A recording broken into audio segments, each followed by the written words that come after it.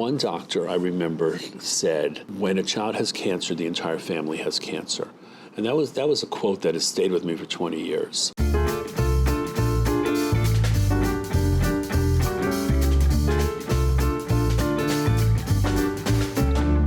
Welcome to the Sunrise Magic Makers podcast. I'm Melissa Curley, and I will be sitting down every episode to talk to the incredible individuals who have helped bring the magic of sunrise to children with cancer and their families over the past 20 summers. Today, I am joined by Sunrise founder, president, and CEO, Arnie Preminger, who talks about the journey of taking sunrise from a dream to a reality and all of the magic made along the way. Arnie, thank you so much for joining me today. You're welcome.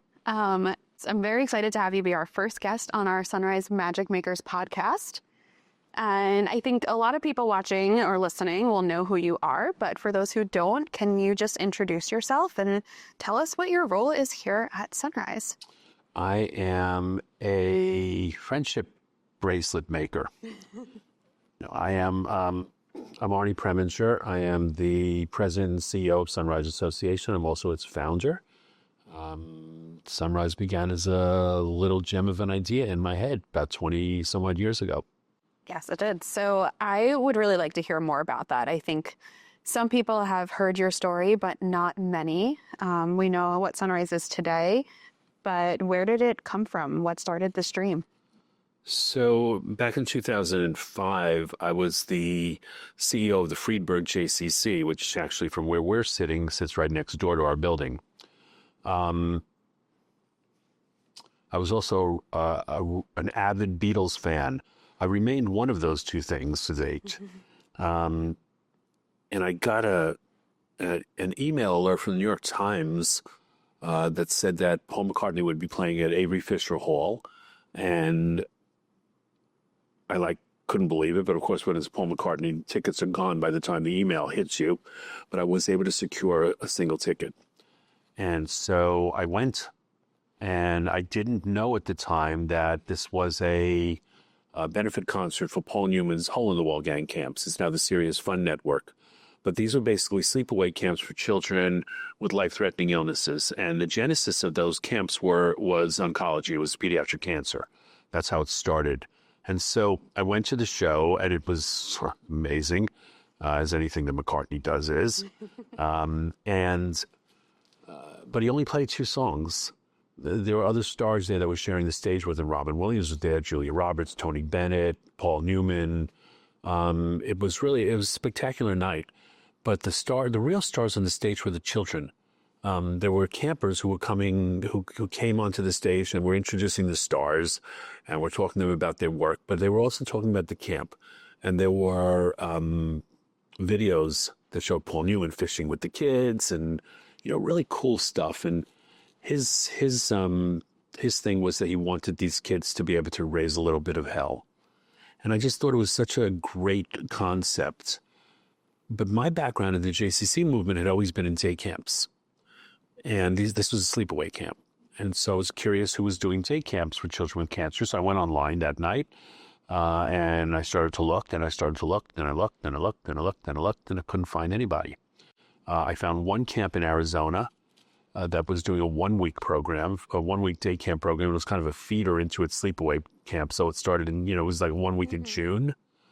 And then there was another camp, actually a JCC camp in New Jersey, but that was at the end of the summer. And so during the summer, there didn't seem to be any day camp options. Fast forward to the next week, my children and I went to a street fair in Great Neck here on Long Island, and there was a booth, I guess, from Winthrop University Cancer Center for Kids, and they were selling stuffed bears. You bought two for $10. One I was able to give to my kids. I think they fought over it and busted the bear. Now I've still got that bear, actually. And the other one went to a child in the hospital. And so I started to ask them questions, the folks who were selling the bears, about what their children did during the summer. Because I just gone to this concert and I was very curious about it. And they said, well, if they can't go to a sleepaway camp, which a lot of them can't, they're not ready, or they're too young, or they're too sick, they're not doing anything. I thought maybe we could do something about that. And that's where Sunrise started.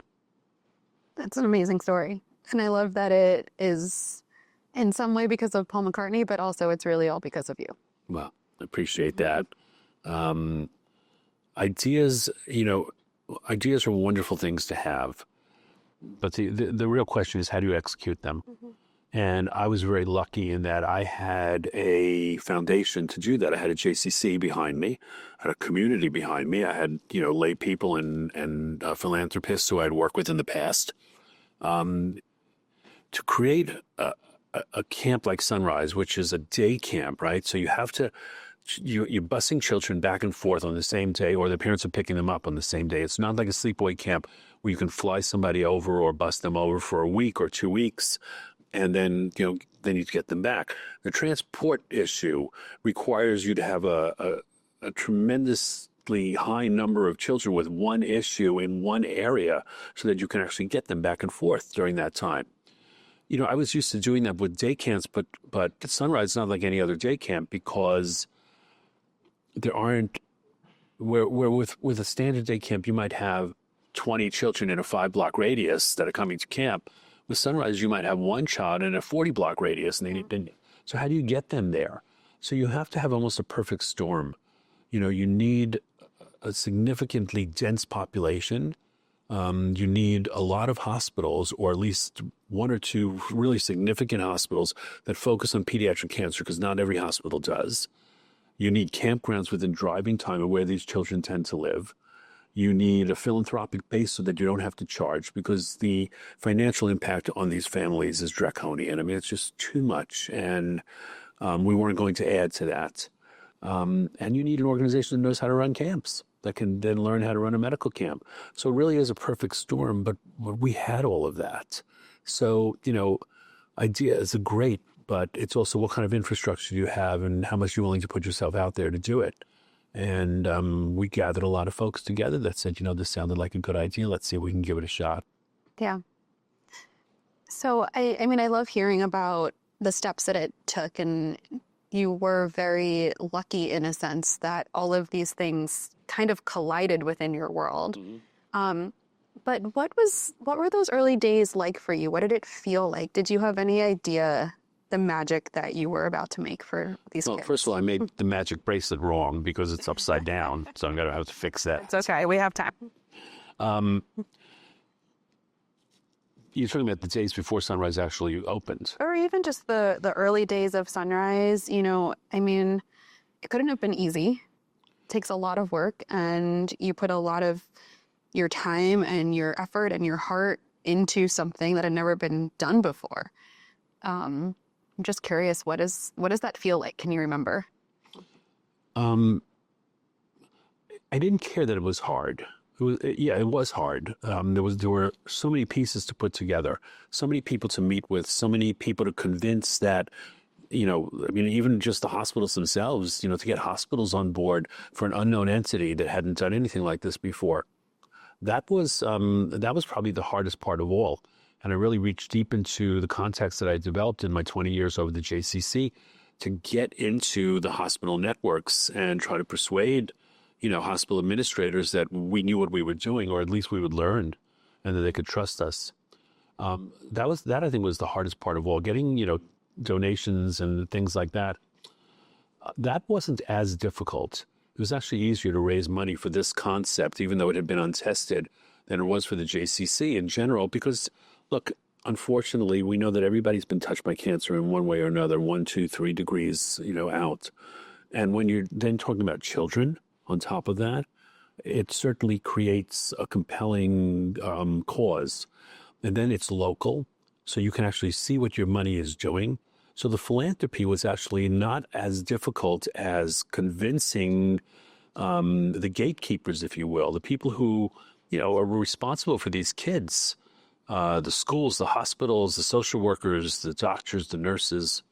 We went hospital by hospital, setting up meetings with, heads of pediatric oncology. I didn't even understand the language. Sometimes I took a volunteer in with me who worked in the hospital system most times because she understood the in-speak and I didn't. And I remember we would stand in the back of we was going to the garage after we were finished with some of the meetings, and I would say, "What did they say?" I would be nodding my head the whole time. But the point was that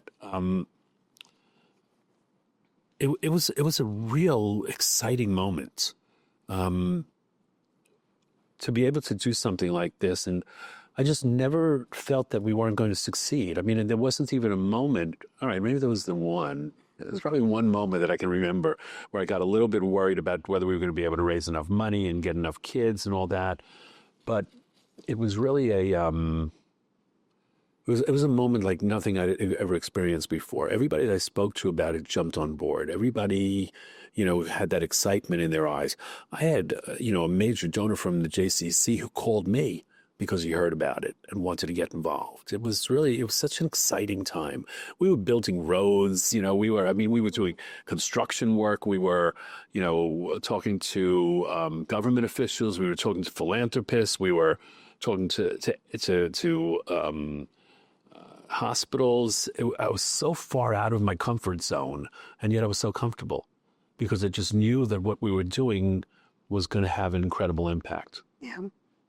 Was there ever a moment in those early days, maybe in the beginning of camp or in one of your discussions, that you were able to just kind of take that breath and say, this is going to work? I think it was the day that we enrolled our first camper. I don't know if you're familiar with the Broadway show, The Producers, but it kind of, we were raising all this money and we were rebuilding the campgrounds and we were, getting transportation routes set up and we were working with hospitals and we were doing all the things we were supposed to do and bring the staff together. We didn't have any kids yet. And, I would laugh at that and I would say, boy, I sure hope we get kids. And then when the first registration came in, I still remember, and I know who that young man is, that was the moment that we realized that it was really going to happen. It was incredible. It was just incredible. Oh, and now it's been going on our 20th summer. Yeah. Did you ever think that 20 years later we'd be here and doing this the way that we are? Not this way, no. When I set up the camp, or we set up the first camp, it was the only camp. We weren't looking to create a network of camps, and we weren't looking to do work inside of the hospitals. We were looking to fill one particular gap that we saw existed in our community, which is that children with cancer, and eventually their siblings, we could talk about that, but children with cancer didn't have any summer options if they couldn't go to sleepaway camp. And we simply wanted to provide that option. We had nothing against sleepaway camps. Some of them are absolutely incredible, and we refer kids all the time, and we encourage them to go when they're ready. But most of those camps are one-week camps. So what do they do afterwards? Unless they're going to camp hop, right? We tell them to go and then come back to us. We're here for the rest of the summer for you. But I never envisioned anything like this. And I remember the parent actually of the first camper said to me, "You have no idea what you just started." And I took him at his word because, he knew this space better than I did. But I never expected it to be what it is today. So you mentioned that we'll come back to talking about the siblings. Yeah. That was one of the first big decisions that was made about Sunrise. Yeah. We include the siblings along with the child with cancer. And not only do we include the siblings, but we treat every child who comes through the doors of our camps as if they're the same. Right. They are. Where did that come from? What sparked that, and why did you make that decision? So we put together an advisory group as we were preparing to start up the first camp. And because we wanted to understand, we knew how to run camp, and we would have medical advisors helping us to kind of tweak our methods so that it would, include the medical components as well. But what we didn't know was what these children went through on a day-to-day basis. And we wanted to understand their lives better so that we could be as impactful as possible. So we put together this advisory committee, and parents were on it. Heads of schools for children with cancer were on it.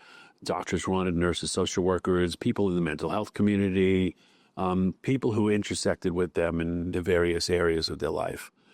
And one doctor, I remember, said, when a child has cancer, the entire family has cancer. And that was a quote that has stayed with me for 20 years. It was probably one of the most insightful things that I had heard. And so as we're continuing the conversations with people, somebody mentioned, the siblings, and everybody who was at the table picked up on this one particular area of concern, which was that this would be yet another thing that was being built for the children with cancer. And it was so important, so wonderful. But the siblings are always getting left out. And so we started asking questions, why did that matter so much, right? They're healthy, they're well, they can go to another camp.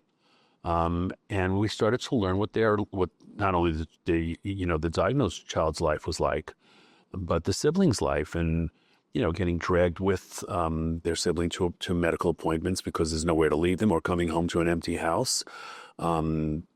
Suddenly, things are so different. There's no money available in many cases because of the high cost of co-payments and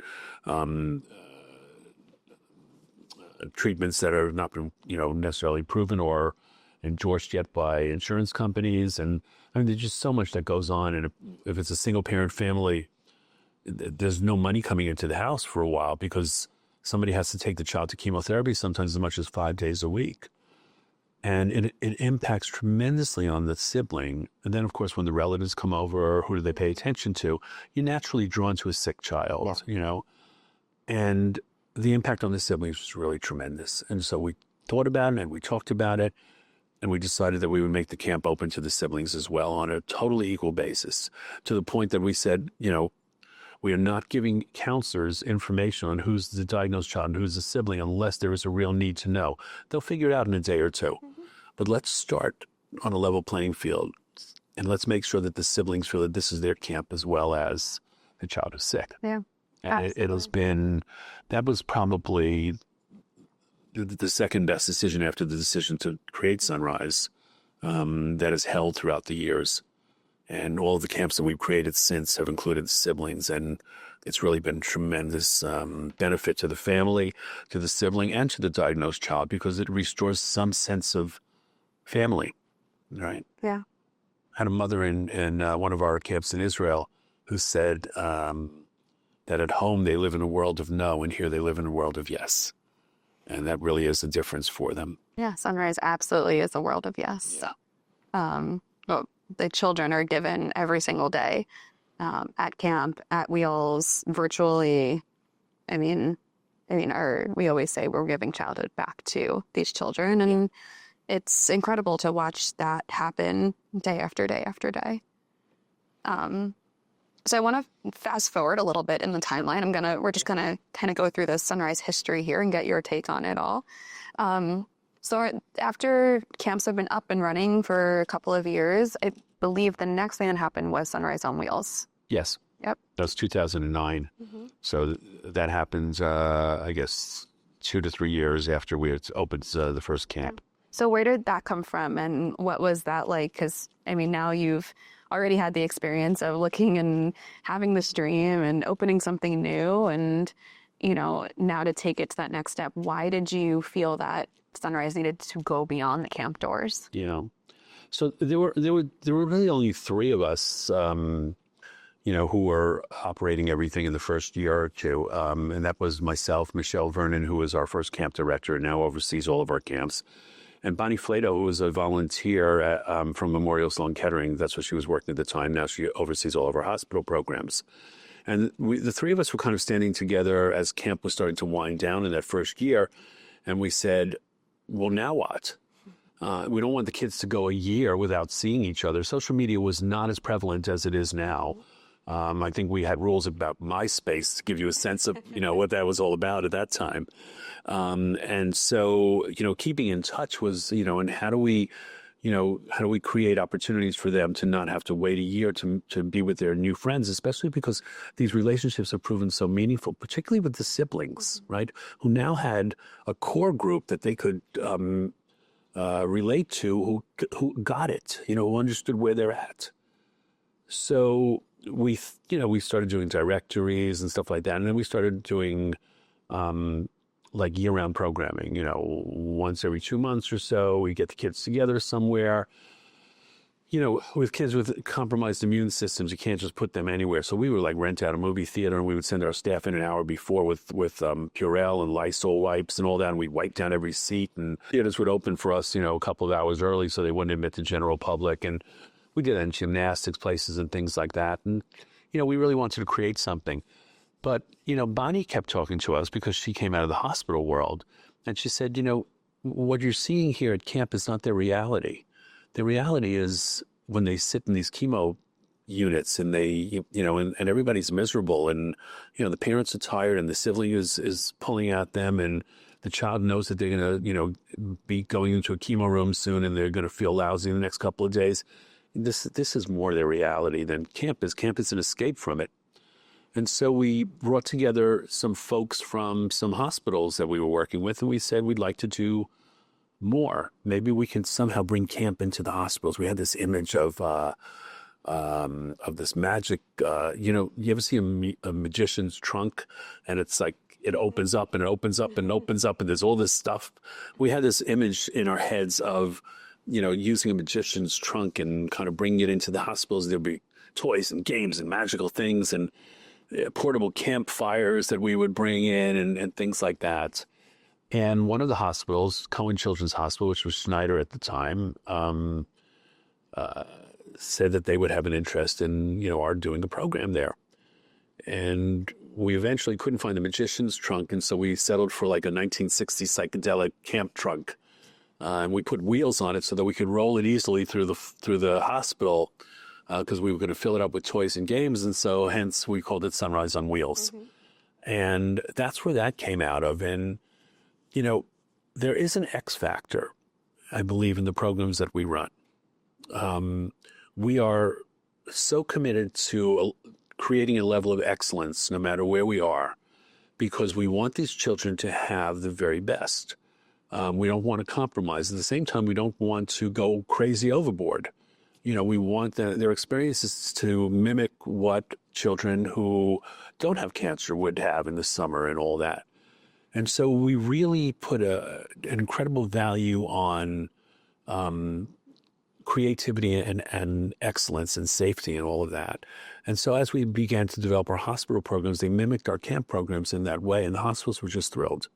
The care that we took, from even, if a child played with a crayon and, understanding that the crayons have paper, wrappings on them. And so a germ can be absorbed into that if a child is sick, a virus, right, that lives on a surface. And so we would give individual packs of crayons out and children could take them home. They couldn't share them. That we wipe down toys with Lysol wipes or the hospital wipes in between usage, that we would train our staff in addition to the hospital training so that when they went in, they really created this magical program. And it just became a pretty good seller. Yeah. And it worked wonderfully to the point that many of the hospitals now allow us to actually even come into like bone marrow units where you have to be gowned up and it's a very sterile place, but they're grateful for the help that we can give them, and we're grateful for being allowed to be in their home. Yeah, I was just at Cohen's this morning, and I was watching one of our Wheels coordinators with one of our kids, and the thing that has always I just find so wonderful and fascinating about the Wheels program is that on the surface it looks so simple. The trunk is filled with games that we all know, Candyland and Uno and, the arts and crafts supplies. It's scissors and crayons and paint. But there's so much thought that has to go into it. I never thought about it, but I looked over and the coordinator's playing Uno with this little boy, and the Uno cards are plastic. Right. And I never thought about that, because we have to think about those things, that those cards need to be able to be wiped down between children.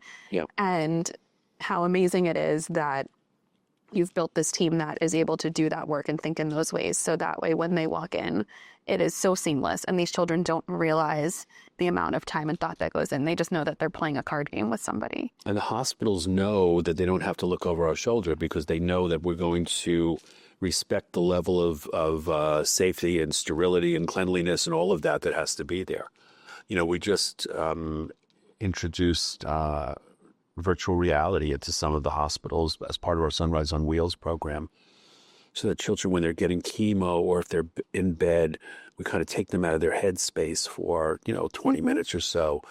But it took us 3 years to find the right folks to provide us with the virtual reality experience because, number one, we couldn't have hand controllers, right? Because some of these kids are linked up to machines. We don't necessarily want them breaking it. Number two, we needed to find headsets that didn't use porous material, as most of the headsets do, so that we could wipe it down in between usage and it would be totally,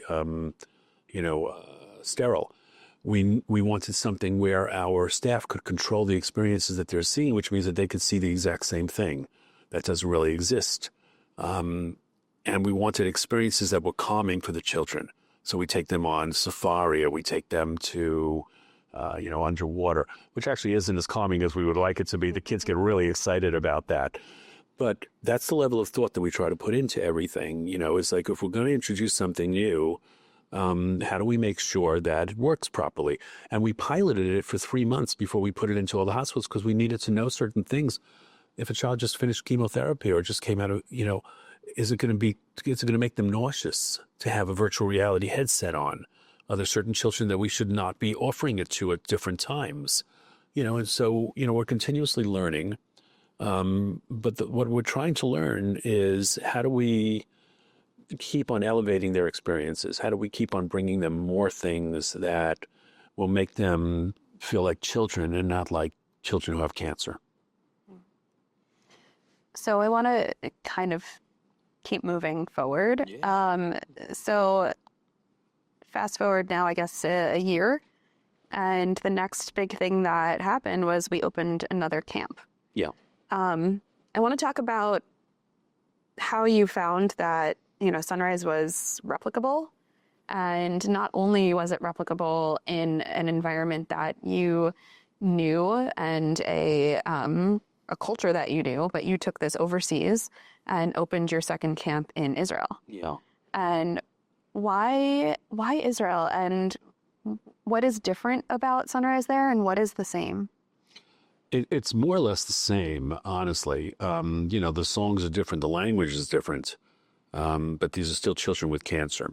The reason that we went over to Israel was that we were part of the Sunrise originally started the Friedberg JCC in Oceanside, New York. And that's where I was at that time. Eventually, we split off to become independent because it was necessary in order for us to continue to grow. But the JCC was a wonderful place for us. And actually, we still partner with a great deal of JCCs around the country to build camps. They're very good, loving places that understand community really well. So we had partners in Israel that we were supposed to be doing things with to kind of expose our community here in New York to Israeli culture and expose them to our community. And we weren't doing anything that was interesting. I mean, it was really boring stuff. We were exchanging pictures, exchanging cookbooks. Nobody was cooking that stuff anyway.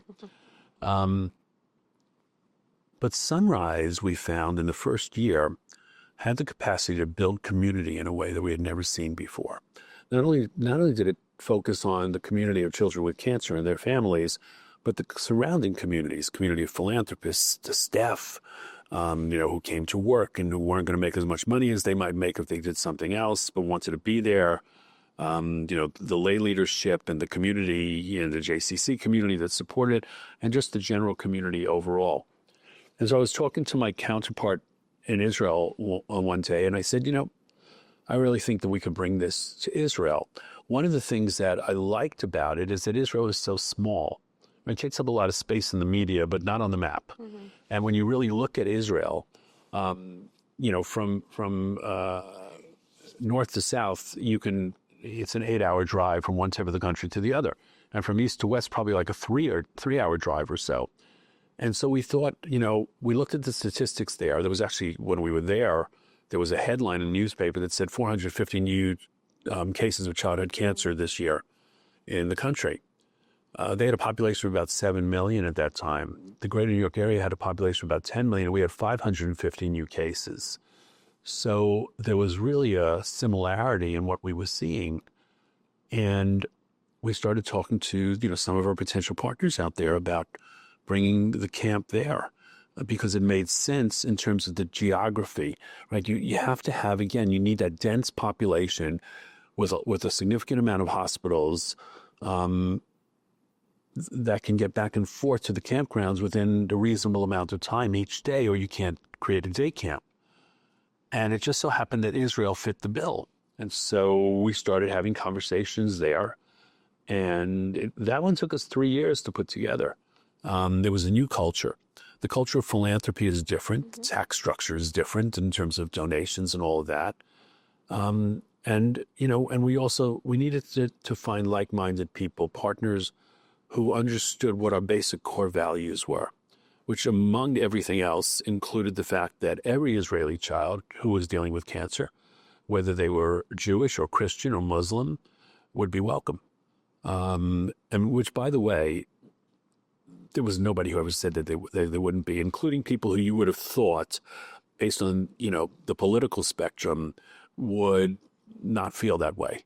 I mean, I remember sitting with ultra-Orthodox Jewish women in Hadassah Hospital in Jerusalem and telling them that, Arab children would be welcome as well. And they looked at me like I had two heads and said, of course. In the hospital, ultra-Orthodox Jewish mothers and highly religious Muslim mothers help each other's children. Yeah. When your child is sick, you put all the rest of that stuff away.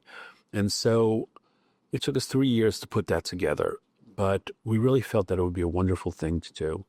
And it was, and it's still, operating now. There are 3 camps there now, and Sunrise on Wheels programs in 3 hospitals. And even after, this horrible conflict that, hopefully is starting to wind down now with Gaza, we never lost our focus. Our staff in Israel, nobody ever said, we're not going to work with the Arab population or we're not going to work with the Jewish population. It holds. And it holds because we're not trying to make people get along. There's a natural reason that people get along, and it's when they have a shared experience, particularly a difficult one. Yeah.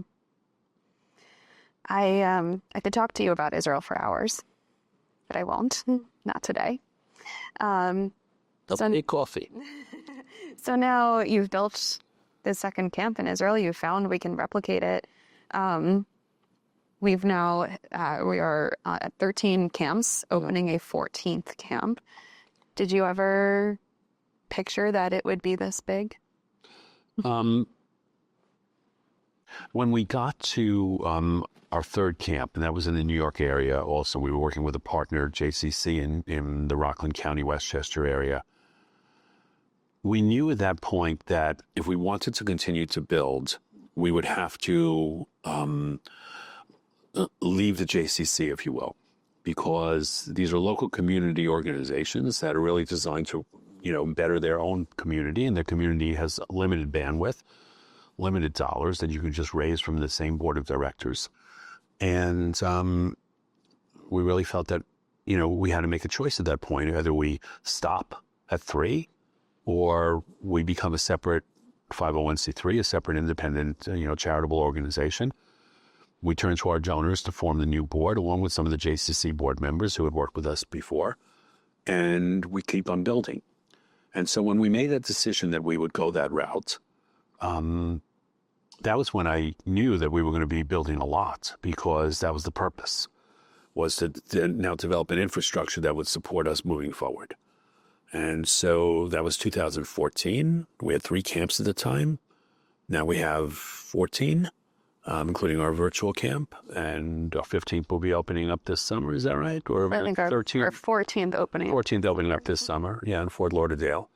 And hopefully a 15th in 2026. So, exponentially we've grown. So you almost look at the first 8 years or so was the learning years, right? And then the next 10 years was the growth years. But we've never changed. We've gotten better at what we do, but we've never changed our basic core philosophy, which is that every child matters. We want to make a difference in every life. And we want to reach as many children as possible to do that. Yeah. So I know that we've been talking for a long time, but I have two more questions for you that I would love for you to talk about. And they're not really Sunrise necessarily, but they're you. You talked about the concert and starting from this idea, but what is it in you that has led you down this path? I know you've said before in interviews and when you've given speeches that you never knew a child with cancer before you started Sunrise. Right.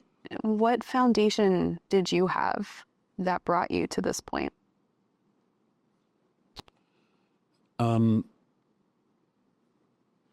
My mother was a very poor but charitable person.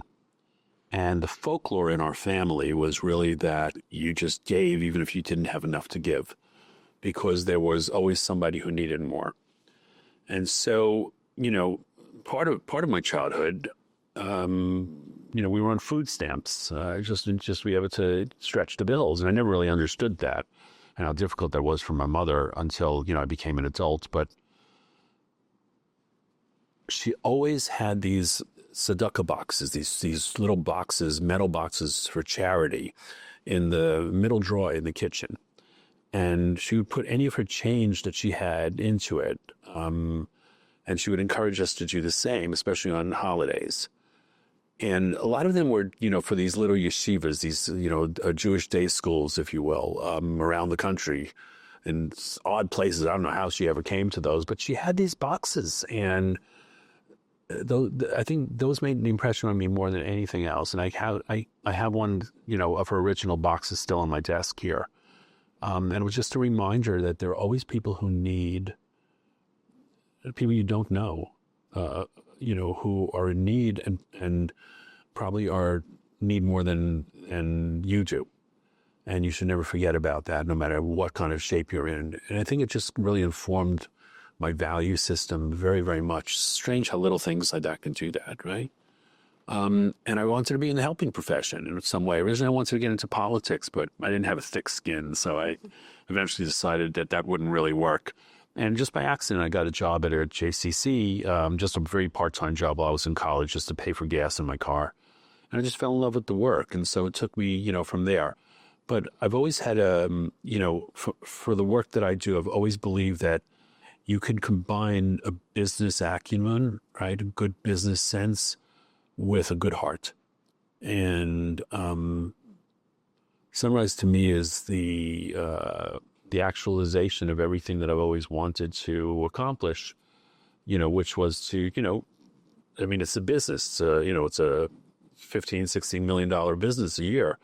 But it's based on basic moral, ethical principles, which is that we take care of one another and that we give back in this life. And that's, I think, why I'm able to talk to donors so easily, because I do believe that we're giving them opportunities to do something good for themselves and for others. And, so I don't really shy away from asking people for money, because it's not for me, it's for them, it's for the kids. I guess, we're all a product of our upbringings in many ways, but something about that particular thing has always stayed with me. And I always talk about that when people ask me about, why I'm in the helping profession. It's just where I belong. Yeah.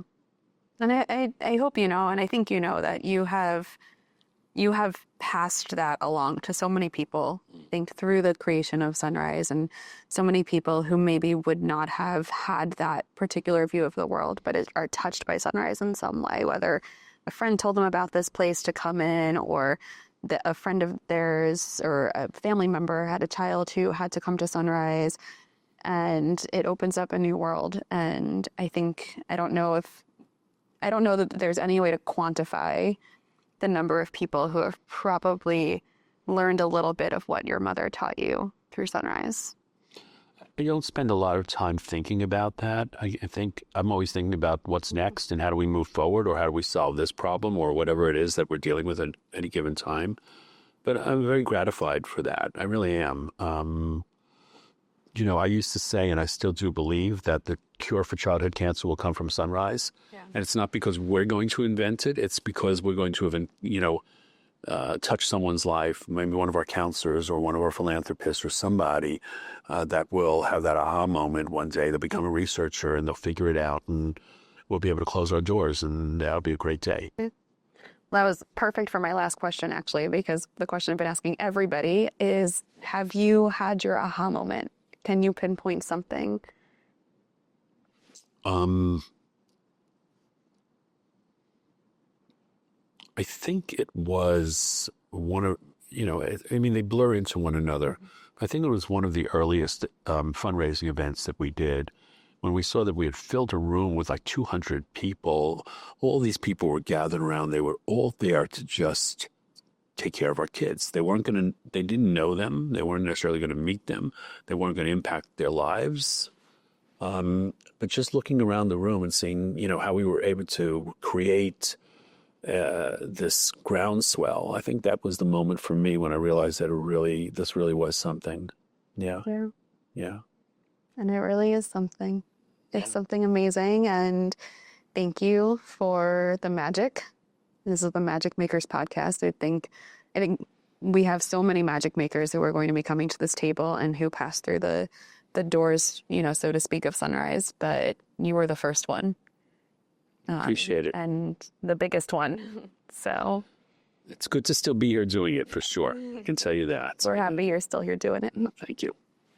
Yeah. Well, thank you for joining me and for talking. And this was wonderful. Anytime. All right. Great.